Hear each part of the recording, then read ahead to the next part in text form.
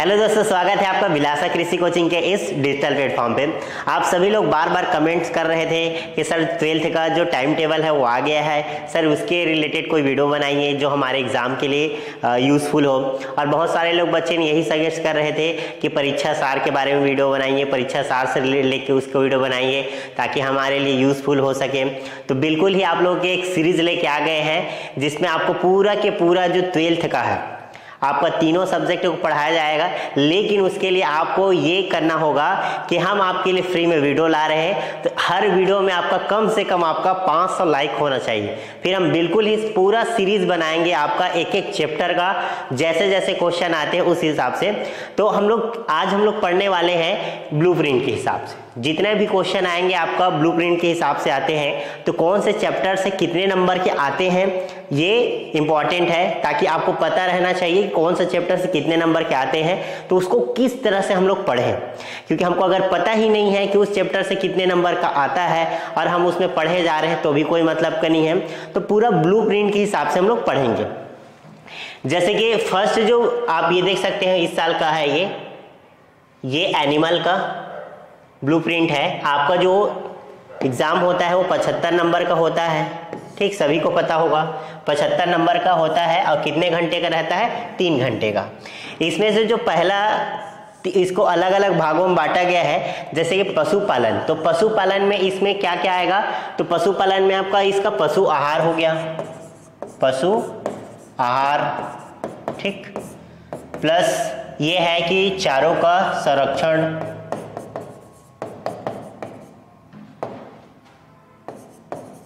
ठीक, चारों का संरक्षण, चारों का वर्गीकरण, पशु की नस्लें, ठीक है, और प्रबंधन, पशु की जांच, ये जितना चैप्टर है, पशु बीमारियां हो गया, ये सब इसी के अंतर्गत आ जाते हैं पशुपालन में, ठीक है। और इसमें कितने नंबर का आते हैं? 20 नंबर का। कितने आते हैं? 20 नंबर का। अब 20 नंबर में जो 1 नंबर का कितने क्वेश्चन आएंगे? तो 1 नंबर के 3 क्वेश्चन आएंगे। 2 नंबर के कितने क्वेश्चन आते हैं? 2 आते हैं। 3 नंबर का एक भी क्वेश्चन नहीं आता है। 4 नंबर के 2 क्वेश्चन आते हैं और 5 नंबर के 1 क्वेश्चन, ठीक है। 4 नंबर या 5 नंबर के जो क्वेश्चन आते हैं उनमें अथवा करके रहता है, मतलब ऑप्शन रहता है, दोनों में से किसी एक को बना सकते हैं। तो ये पूरा सीरीज हम लोग बनाने वाले हैं। पूरा आपका जितना, अगर आप चाहते हैं कि ये सारे वीडियो है नए साल के पहले ही पूरा अपलोड हो जाए, तो आपको लाइक करना होगा, शेयर करना होगा, ताकि ज़्यादा से ज़्यादा स्टूडेंट के पास ये पहुंच सके और सबको ये इसका नॉलेज मिल सके। तो शुरुआत करते हैं हम लोग इसी से। इसमें से जो ऑब्जेक्टिव क्वेश्चन है, देखो आपका क्वेश्चन किस तरह से आते हैं, 16 या 17 क्वेश्चन आते हैं, ठीक है, जो 75 नंबर के रहेंगे। इसमें से स्टार्टिंग में जो एक मल्टीपल चॉइस क्वेश्चन रहते हैं, ठीक, और रिक्त स्थान की पूर्ति यानी फिल इन द ब्लैंक रहेंगे, सही जोड़ी, मैच द फॉलोइंग रहते हैं। और बाकी जो है 4, 5, 6 में इसमें क्या रहता है? विकल्प का प्रावधान है। विकल्प का प्रावधान है, इसका मतलब ये है कि उसमें अथवा रहेगा, दोनों में से किसी एक को बना सकते हो, ठीक है, 4, 5 और 6 नंबर का। तो इसमें सबसे पहले हम लोग देखो इसका अलग अलग यूनिट में बांटा गया है। तो आपको बताया था जो 20 नंबर आते हैं उसमें कौन कौन सा है। तो पहला यूनिट है इसका जिसमें पशु आहार और पोषण, और दूसरा है चारों का वर्गीकरण, ठीक है, और चारों का संरक्षण। इसके बारे में हम अलग से वीडियो भी बना चुके हैं, यूट्यूब में अपलोड है, आप उसको देख भी सकते हैं, ठीक है। तो इस यूनिट को हम लोग सबसे पहले देखेंगे। पहला यूनिट में इन तीनों चैप्टर को देखेंगे, फिर बाकी में अलग चैप्टर को देखेंगे, ठीक। ये जो मल्टीपल चॉइस है इसको पढ़ लीजिएगा, क्योंकि मल्टीपल चॉइस को बताते रहेंगे तो वीडियो बहुत ज़्यादा लंबा हो जाएगा और आपको बोर लगने लगेगा। तो आपको भी मज़ा आना चाहिए, ठीक। ये बिल्कुल इजी क्वेश्चन रहते हैं। जैसे जानवरों को कौन सा आहार देना चाहिए, ठीक है, आदर्श आहार देना चाहिए, वर्धक आहार देना चाहिए, या संतुलित या निर्वाह, ठीक है। तो जाहिर सी बात है पशुओं को कौन सा आहार देना चाहिए? तो पशुओं को संतुलित आहार यानी कि बैलेंस राशन ही देना चाहिए। तो इस तरह से ऑब्जेक्टिव क्वेश्चन है, उसको आप कर सकते हो। देखो इसमें क्वेश्चन पूछा गया हरे चारे में प्रोटीन की मात्रा सर्वाधिक होती है, मतलब किस हरे चारे में सर्वाधिक मात्रा में प्रोटीन की मात्रा होती है। मक्का को देखोगे तो उसमें तो कार्बोहाइड्रेट रहता है, ये भी कार्बोहाइड्रेट रहेगा, रिच का यानी कि लूसरना, ये तो कम रहता है इसमें प्रोटीन, बरसीम आ जाएगा। तो ये सबको सॉल्व आप कर लीजिएगा, ठीक है। इनसे भी क्वेश्चन आते हैं, क्योंकि आपका 15 नंबर जो रहेगा वो फिल इन द ब्लैंक और मल्टीपल चॉइस, ठीक, fill in the blank, multiple choice और आपका मैच द फॉलोइंग इसी से रहेगा। तो 15 नंबर आपको इजी मिल जाएगा, वो तो सबसे बन जाता है। मेन आपका दिक्कत होगा कहाँ पे, यहाँ से, ठीक है, कि वसा में घुलनशील विटामिन कौन कौन से होते हैं। तो हम लोग सबसे पहले शुरुआत करते हैं अति लघु उत्तरी प्रश्न से, ठीक है। तो इसको short question, very short question कहा जाता है। तो शुरुआत करते हैं इसी से। सबसे पहले क्वेश्चन क्या है, सबसे पहले क्वेश्चन है वसा में घुलनशील विटामिन के नाम बताइए। ये 2 नंबर में पूछा गया है, ठीक है, 2 नंबर में पूछा हुआ, बहुत इजी है।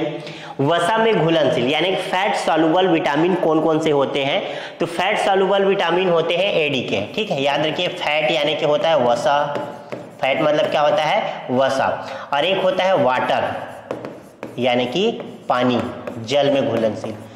तो ये दोनों क्वेश्चन आते हैं, तो दोनों को याद रखिएगा।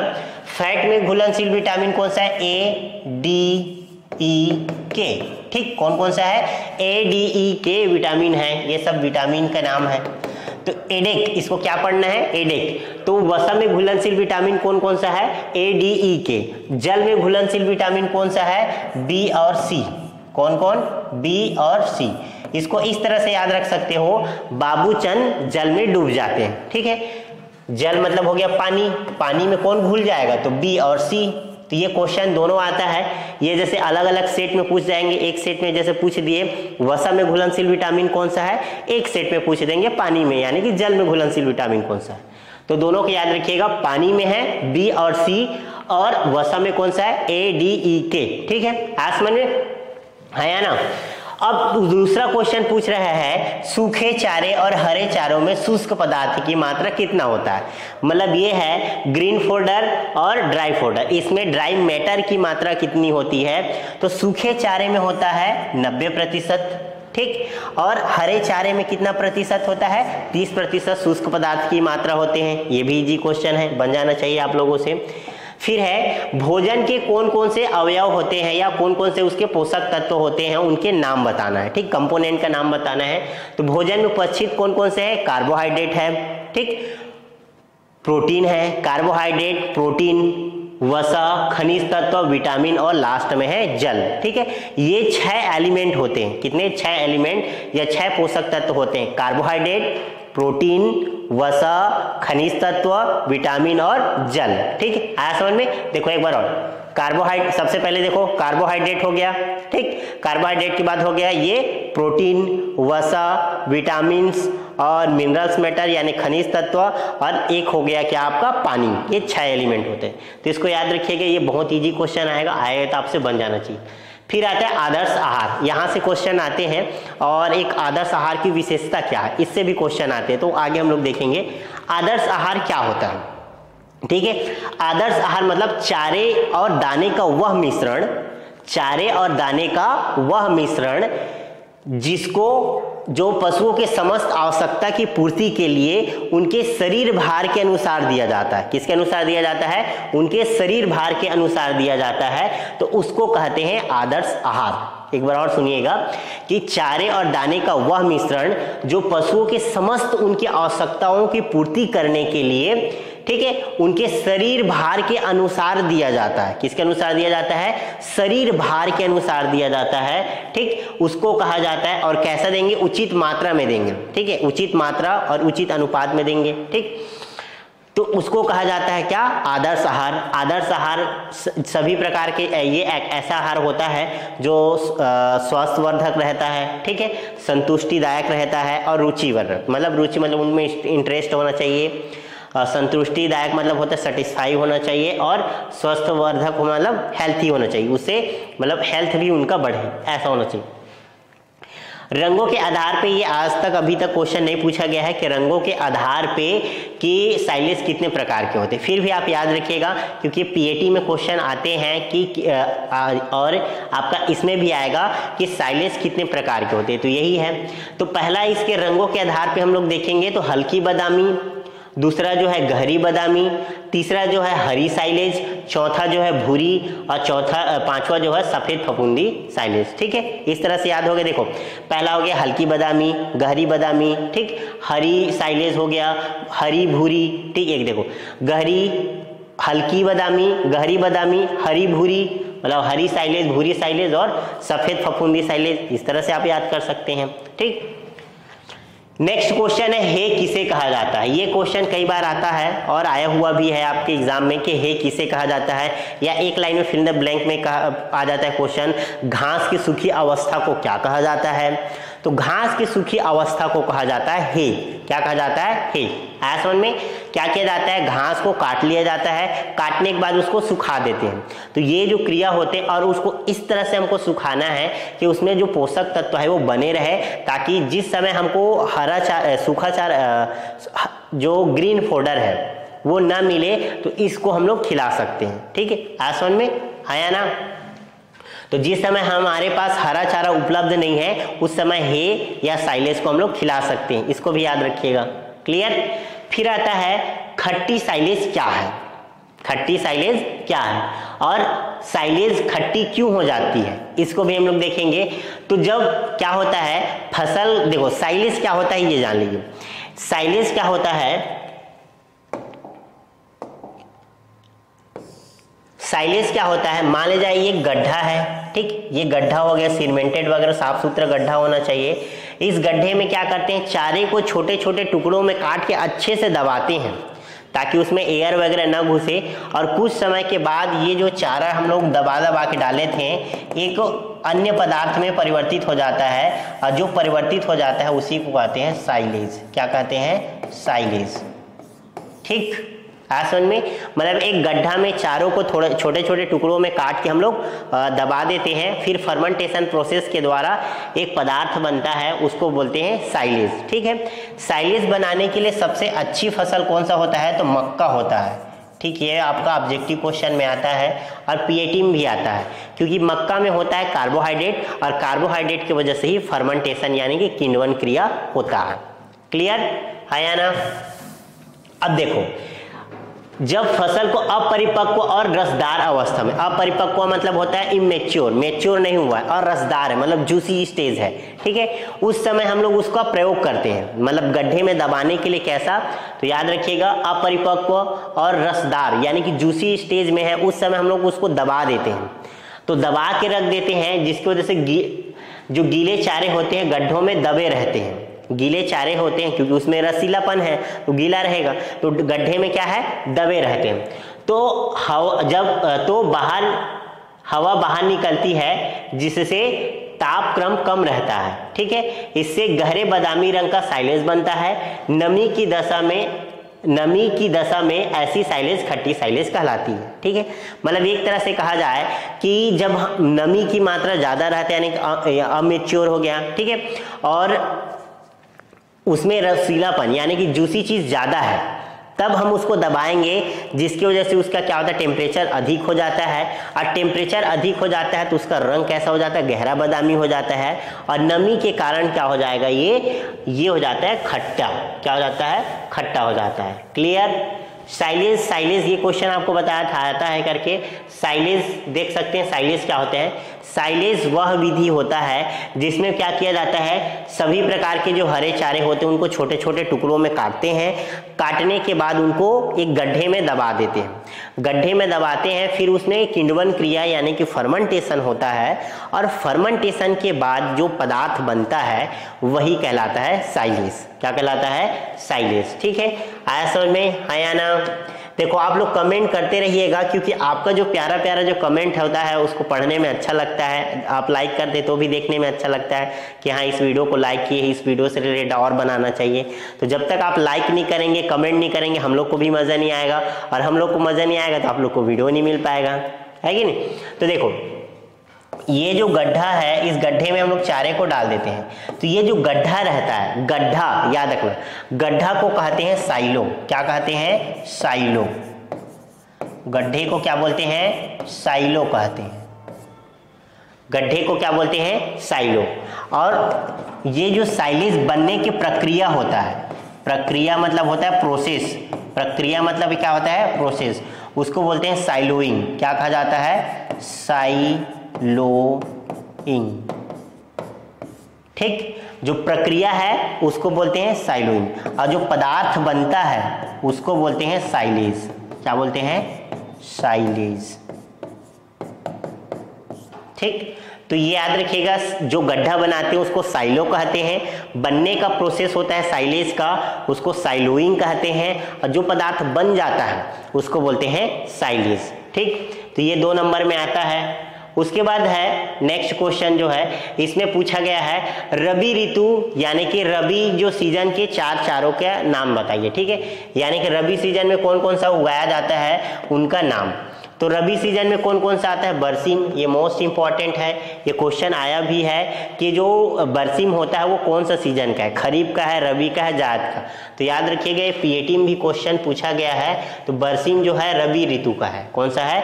रबी ऋतु यानी कि रबी मौसम का है। ठीक, आज सुनिए, उसके अलावा जई जिसको ओट कहा जाता है, ठीक, लूसर्न जिसको रिजका कहा जाता है, और मटर, ये चारों जो है रबी सीजन के चारे हैं। ठीक है, रबी सीजन की कौन कौन सा है? बरसीम, रिजका, जई और मटर, ये रबी सीजन का चारे हैं। ठीक, इसके अलावा आपको ये बता दिया था पानी में घुलनशील विटामिन कौन कौन से हैं स्टार्टिंग में ही, तो बी और सी। कौन सा? बी और सी विटामिन जो होते हैं ये पानी में घुलनशील विटामिन है। क्लियर?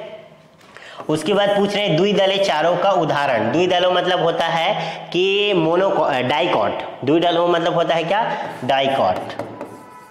ठीक, डाइकॉट क्या होता है? जिनको ये 2 भागों में तोड़ सकते हैं। जनरली क्या होता है, जो दलहनी फसलें होते हैं वही डाइकॉट होता है। ठीक, दाल वाली फसलें याद रखिएगा, ये डाइकॉट होता है, और लेग्यूमिनेसी फैमिली को याद रखिएगा। तो इसमें भी आप याद रख सकते हो कौन कौन सा है, बरसीम हो गया, मटर हो गया, रिचका हो गया, ठीक, सैंजी हो गया, इसको याद कर सकते हैं। उसके बाद एक क्वेश्चन जो आता है आपका आहार से रिलेटेड आता ही है, हर साल आपका एक क्वेश्चन आएगा, और वो भी आहार से रिलेटेड। आहार से रिलेटेड क्या है? जैसे कि जीवन निर्वाह आहार क्या है, वर्धक आहार क्या है, मतलब मेंटेनेंस राशन, संतुलित आहार यानी बैलेंस राशन, प्रोडक्शन राशन, ये सब, या उत्पादन आहार, इनमें से एक क्वेश्चन आपका 2 नंबर में जरूर आता है। ठीक है, तो वैसे ही निर्वाह आहार क्या होता है, ये पिछले साल का क्वेश्चन है।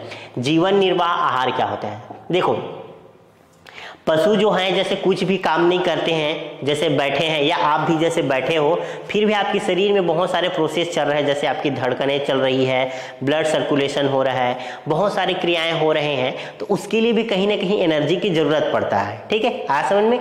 तो जीवन निर्वाह आहार क्या होता है? पशुओं को केवल जीवित रखने के लिए, याद रखिए, जीवन निर्वाह यानी कि मेंटेनेंस राशन। तो पशुओं को केवल जीवित रखने के लिए जो आहार दिया जाता है, ठीक, जिसमें उसका श्वसन क्रिया या शरीर की जो क्रियाएं हैं वो बस चलते रहे, उसमें किसी तरह से आपको प्रोडक्शन लेने की जरूरत नहीं पड़ती, या प्रोडक्शन के लिए आप नहीं देते, तो वो कहलाता है जीवन निर्वाह आहार। जीवन निर्वाह आहार क्या होता है बच्चों? तो जीवन निर्वाह आहार मतलब होता है ऐसी आहार जो पशुओं को केवल उनकी जीवित रखने के लिए दिया जाता है, ताकि उनके शरीर का जो श्वसन क्रियाएं हैं या उनके शरीर में होने वाली बहुत सारी प्रक्रियाएं हैं वो चलती रहे। आज समझ में? क्लियर? दाना किसे कहते हैं? तो ये मत पढ़िएगा, ये क्वेश्चन आज तक नहीं पूछा गया है कि दाना क्या होता है। ठीक, हाँ आगे में लेकिन चारा और दाना में अंतर आता है, उसको जरूर बताएंगे, तो इसको मत पढ़ना, ये क्वेश्चन नहीं आएगा। फिर आता है चारों का वर्गीकरण। किसका वर्गीकरण? चारों का वर्गीकरण के चारा जो होते हैं यानी कि फोडर का क्लासिफिकेशन क्या है? तो चारा मतलब होता है फोडर, चारा मतलब क्या होता है? फोडर। ठीक है, तो चारों का जो वर्गीकरण है इसको 2 भागों में डिवाइड किया गया है। एक तो होता है हरा चारा यानी कि ग्रीन फोडर, ठीक है, क्या? Green fodder. एक होता है ड्राई चारा यानी ड्राई फोडर। ठीक, फिर ये जो हरा चारा है इसको फिर 2 भागों में डिवाइड किया गया है। एक तो फलीदार यानी कि लेग्यूम, ठीक है, बेफलीदार यानी कि नॉन लेग्यूम। ठीक है, फलीदार मतलब जिसमें लेग्यूमिनेसी के आते हैं, जैसे कि वो हरा, देखो ये क्या होना चाहिए? हरा होना चाहिए, हरा होना चाहिए। ठीक है, हरा होना चाहिए, और फलीदार, तो इसमें आप याद रख सकते हो बरसीम, क्या? ये सीम बस लिखा है, याद रखिएगा आपके बुक में, उसको सुधार लेना आप लोगों को। क्या है? बरसीम आ जाएगा, ठीक है, ग्वार आ जाएगा, रिचका आ जाएगा, ये सब फलीदार हरे चारे हो जाएंगे। बेफलीदार यानी कि नॉन लेग्यूम, जिसमें कार्बोहाइड्रेट की मात्रा ज्यादा होता है। फलीदार में किसकी मात्रा रहेगा? प्रोटीन की मात्रा ज्यादा रहेगा। ठीक है, तो इसमें आ जाएगा मक्का, क्या आ जाएगा? मक्का, ज्वार, क्या क्या? मक्का आएगा, ज्वार आएगा, किसमें? बेफलीदार में। बेफलीदार, उसमें फली नहीं होते। मक्का, ज्वार, बाजरा ये सब आ जाएंगे, और फलीदार में बरसीम, ग्वार, रिचका ये सब आ जाएंगे। ठीक, फिर आता है सूखा चारा, मतलब ये होगा चारा का ऐसा रूप जो सूखा रहेगा, उसमें गीला या जो ग्रीन मैटर नहीं रहेंगे, तो उनके जनरली भूसा वगैरह जो रहते हैं वो आते हैं। तो फलीदार में कौन कौन आ जाएंगे, जैसे मटर हो गया, मूंग हो गया, उड़द, तो इनका छिलका वगैरह जो रहते हैं, भूसा वगैरह रहते हैं, वो सब क्या रहेंगे, सूखा अवस्था में रहेंगे। इसी तरह बेफलीदार में जैसे कि गेहूं हो गया, गेहूं का भूसा हो गया, धान का भूसा हो गया, पैरा वगैरह हो गया, तो ये बेफलीदार सूखे चारे में आएंगे। तो इस तरह से क्लासिफिकेशन है, ये चार्ट को बना लीजिएगा, ये चार्ट से आपका 2 नंबर का क्वेश्चन पूछा जाता है। ठीक, फिर आता है फलीदार की विशेषता बताइए, एक फलीदार चारे की विशेषता क्या है। तो देखो फलीदार में यानी कि लेग्यूम जो फोडर होते हैं, तो लेग्यूम फोडर में उसमें याद रखिएगा, लेग्यूम फोडर में प्रोटीन और मिनरल्स मैटर यानी कि प्रोटीन और खनिज तत्वों की मात्रा ज़्यादा रहता है। अगर वही बात करेंगे बेफलीदार यानी कि नॉन लेग्यूम, तो उसमें कार्बोहाइड्रेट की मात्रा ज़्यादा रहता है। ठीक है, आज समझ में। बरसीम का बोने का उपयुक्त समय कौन सा है, तो आपको बताया थे बरसीम जो होता है दोस्तों, बरसीम जो है रबी सीजन का क्रॉप है, तो इसको हम लोग कब लगाएंगे, सितंबर अक्टूबर में। ठीक है, याद रखिए बरसीम को कब लगाया जाता है, सितंबर अक्टूबर में।